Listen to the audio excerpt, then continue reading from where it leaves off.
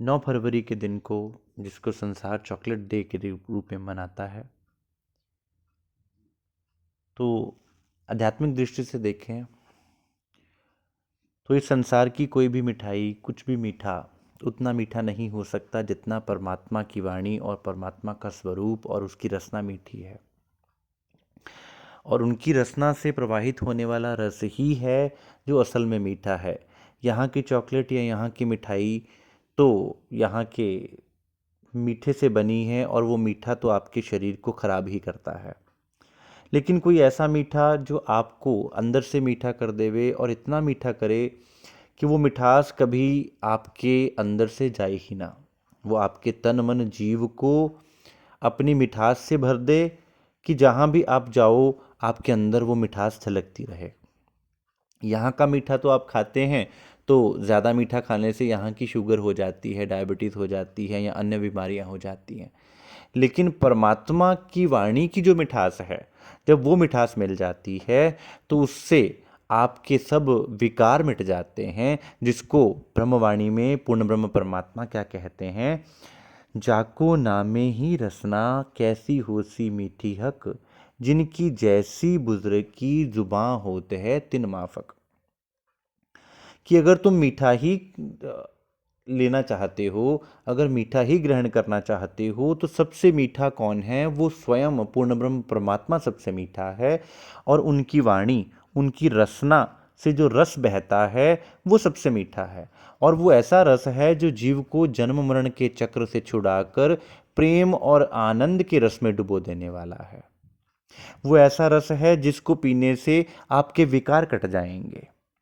और वो मीठे परमात्मा का मीठा रस पान करने से ही आज तक जितने भी मुक्त हुए या जिनकी भी मुक्ति होनी है या होगी, वो केवल और केवल परमात्मा के वचनों से, परमात्मा की वाणी पर चलने से ही संभव हो सकती है।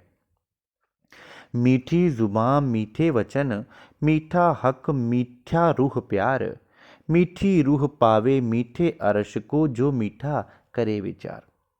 अब श्री राज्य महाराज पूर्ण ब्रह्म परमात्मा अक्षरातीत, उनकी जुबान भी मीठी और उस जुबान से प्रकट होने वाले वचन, उनकी वाणी भी मीठी।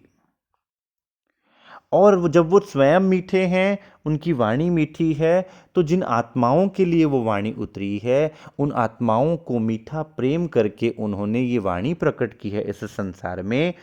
और जब आत्मा उस वाणी को हृदय में ग्रहण करती है, हृदय में धारण करती है, तो वो अपने निज धाम को प्राप्त करती है कि मैं कहाँ से आई हूँ, मेरा निज धाम कहाँ है, मेरा निज स्वरूप कैसा है, और मेरे निज धनी का स्वरूप कैसा है। हम यहीं तो भूले बैठे हैं कि मैं कौन हूँ, कहाँ से आया हूँ, और मुझे इस संसार के से जाने के बाद मुझे कहाँ जाना है। तो परमात्मा की मीठी वाणी आपको इन 3 प्रश्नों के जवाब देती है।